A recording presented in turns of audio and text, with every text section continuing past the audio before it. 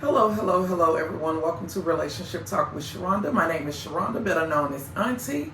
Thank you for following the channel. Make sure you like, share, and subscribe. Before we get started, let me say this because I had like 3 people that sent me a message yesterday saying, why am I not seeing the sales? Why am I not seeing your content? Because I push sex education, pleasure coach, sex coach, anything with the term sex intimacy. What happens is the algorithm does not allow my material to go on the timeline. If you want to see my material, you have to go turn on your notifications and you have to click favorites for me to be one of your favorites on all of the platforms, and then you'll see my content again, right? It's not like it used to be. It's the Facebook and the Instagram, those algorithms are not like they used to be. I've seen where people, like, I never stopped following your page, but I don't see you anymore. I had to go back and refollow you. I don't know what goes on with the algorithm, but from time to time, it does remove a lot of your followers and so on and so forth, right? All right, before we get started, I still have the super sale going on. It consists of the WAP honey, right? This is a sex enhancer that stays in your body 72 hours, okay? And it does include the sloppy topping. This activates your saliva gland, so it makes giving head super, super, super wet. You're getting both of them for $15, okay? Make sure you go shop on my website, www.dppgstore.com. This should be in the featured items. Anytime I have something on sale, it's going to pop up at the very top of the website. Make sure you turn off the mobile app, mobile notification, whatever it is that says mobile. Slide down all the way to the bottom, turn it off, check out. That's how you operate the website. Not sure what's going on with that, but I do know that stops people from being processed. So slide down to the bottom, turn it off where it says mobile, and then go forward with your purchase, okay? All right. Y'all, yesterday I had to go to Houma, and I'm going to be honest with you, I did not enjoy the commute at all. First of all, this is why they tell you always gas up and stuff the night before. Yesterday morning, I had like a lot going on, and I was like, okay, well, I got enough gas to take Madison to school, and once I jump off the interstate at the exit, then I'll go and fill up, right? Baby, did just what I said I was going to do. Jumped off the interstate at the exit and wasn't no gas station. Wasn't no gas station for another 10 miles. I was like, what kind of country bumpkin shit is this? Because most exits on the interstate at least have a damn gas station. I was like, oh my goodness. But I did stop at the Stumps gas station and got some crawfish boudin that was delicious. So the lady that helped me out, thank you so much. Thank you so much. But I was in Houma on yesterday trying to spread the word that we had opportunities that's going to be coming out there at the beginning of September. So, you know, that's neither here nor there because this ain't what that channel is about. So let's get into it. Of course, I'm on Facebook and I saw something and it really, really ruffled my feathers. I'm going to tell you why. And this is for people who got together young. When I'm saying young, under 25. Okay? I ain't talking about these people that got together and got married later on in life. Because I honestly believe if you get together later on in life, you need to be doing some prenuptial agreements, some marriage contracts. Y'all need to be laying out how y'all want shit to go just in case you all separate in the future or if you all were to die.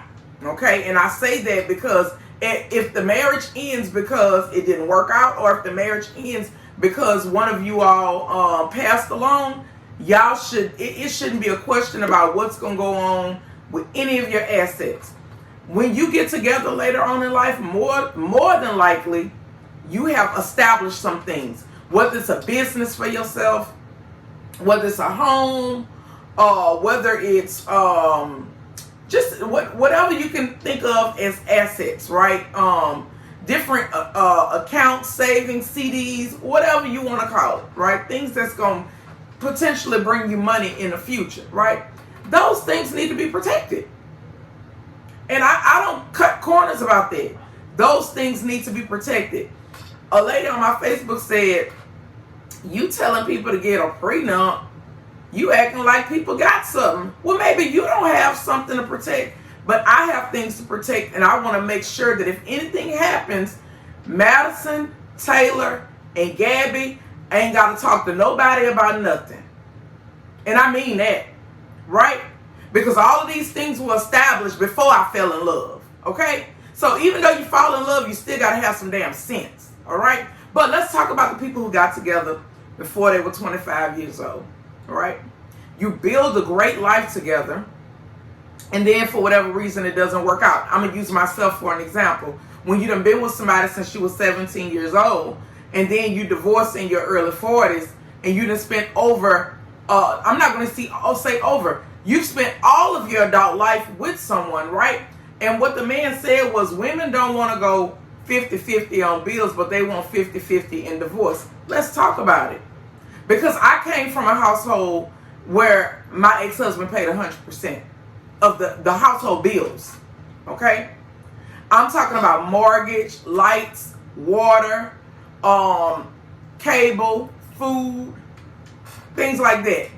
I made sure that the kids had what they need taken care of. I paid a cell phone bill. Made sure all our insurance was paid. I made sure that we traveled really well multiple times a year. I made sure that we had savings to be able to reinvest in businesses. I made sure I had my own set of responsibilities, right? But the thing is, my responsibilities did not consist of me paying bills directly. It would have been cheaper for me to pay bills directly, if you want me to be honest with you, right?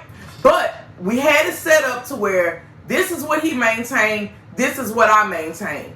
And guess what? We had a great quality of life.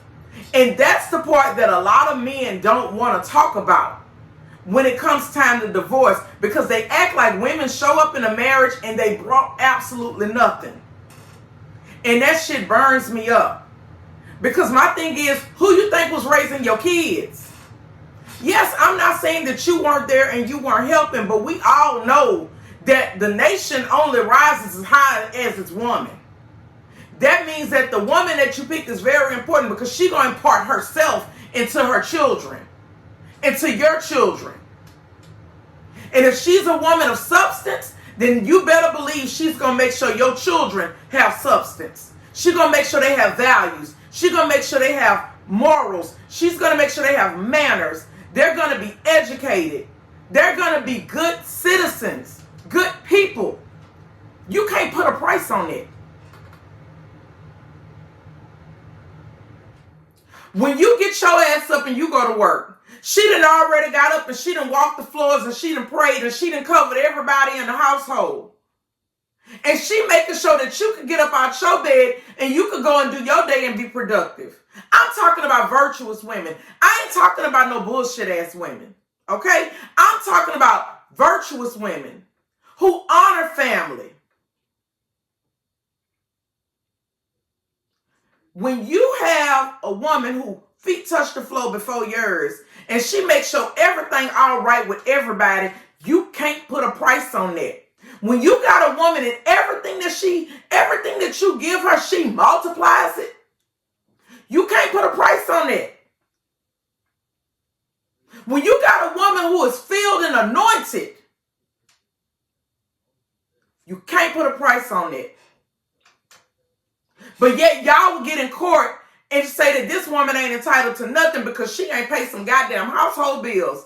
As if she ain't gave her whole self to the marriage. As if she ain't gave her whole self to you. Every time you lay your ass in the bed, and I'm only speaking for myself, because in 23 years, I didn't deny my husband no pussy. Guess what? I ain't charge you $40 for it every time you wanted to suck and fuck. I ain't charge you $100, $200, or $5. I ain't put no price value on it because I felt like it was yours. The same way you belong to me. But if you was a single man and you was out there in the street sucking and fucking, guess what? You was going to have to pay one way or another, directly or indirectly. And you want to show up to court and act like this woman ain't gave her whole self to the marriage. woman dressing you, making sure that you looking decent when you go out there so that you can expand your network. She's showing up. She making sure your nutrition on point so that you can be healthy to go out there and be able to be productive. She making sure your household have everything that it needs. You can't put a price on it. But yet you want to show up in court and complain about 50-50 because she didn't pay some household bills as if the other shit she was bringing to the union wasn't valuable. And it wouldn't even be no fucking union if she wasn't bringing that shit that was valuable, that you couldn't put a price on. Women, be mindful of those men who have that mentality about some goddamn 50-50. Because let me tell you why they don't want you to get the 50-50 in court. And I'm talking about people that have been together a long time. It's because he know that you the multiplier in the family. And he know that if you get that, if the judge give you that 50%, that half, he know you going to turn it into 100. He knows that he's going to be the one trying to figure everything out because everything has been done for him throughout the whole marriage. And once he get out of it, that's when he realizes how much you actually did. And then they got the nerve to want to be bitter when they get out of it. And guess what? They'll rather pay their money and don't even want to help parent kids. But when these same kids grow up to be productive citizens in the world and do great things, they want the fucking pat on the back. When all they wanted to do is send their check and they didn't want to be an active parent. They didn't want to have to do carpool. They didn't want to have to show up for programs. They wanted to send their money. Guess what? They didn't want to have to send nothing for birthdays. They didn't want to have to do Christmas. Why? Because they pay their child support every month, and the judge had already included that in there. But child support is for your everyday living expenses. It ain't for the special shit in life. It ain't for the back to school. It ain't for the birthdays. It ain't for the holidays. That shit is for the basic essentials for this child to be able to function in life.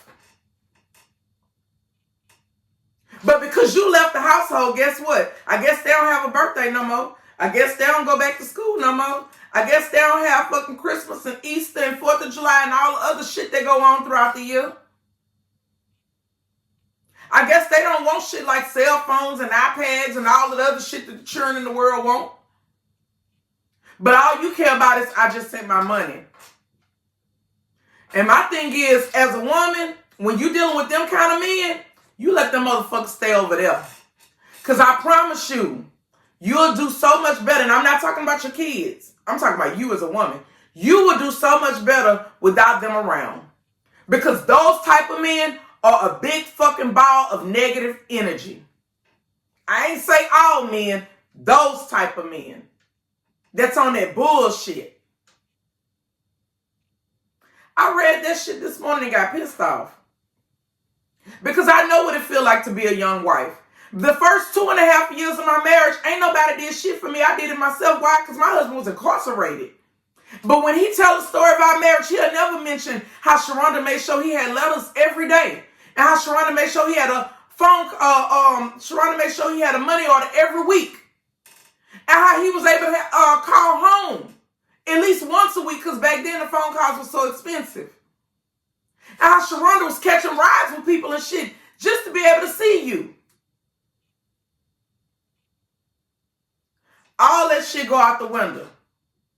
And if you want me to be honest, if those same men with them fucked up mentalities, if they tell the truth, most times they the reason they fucking marriage dissolved.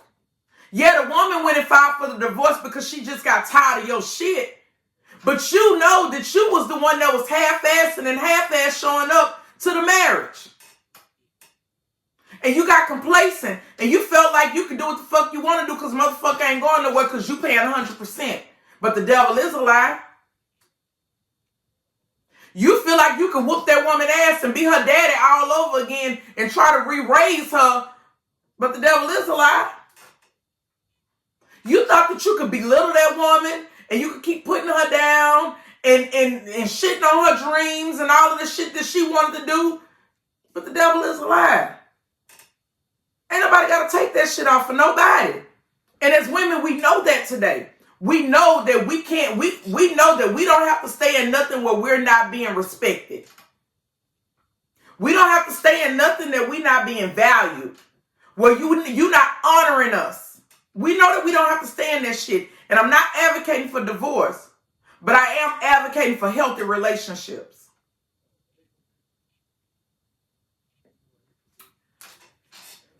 That's going to wrap me up. I done did enough preaching for the day. Catch the sale online. $15, 2 for $15. You all be blessed. You all enjoy your day.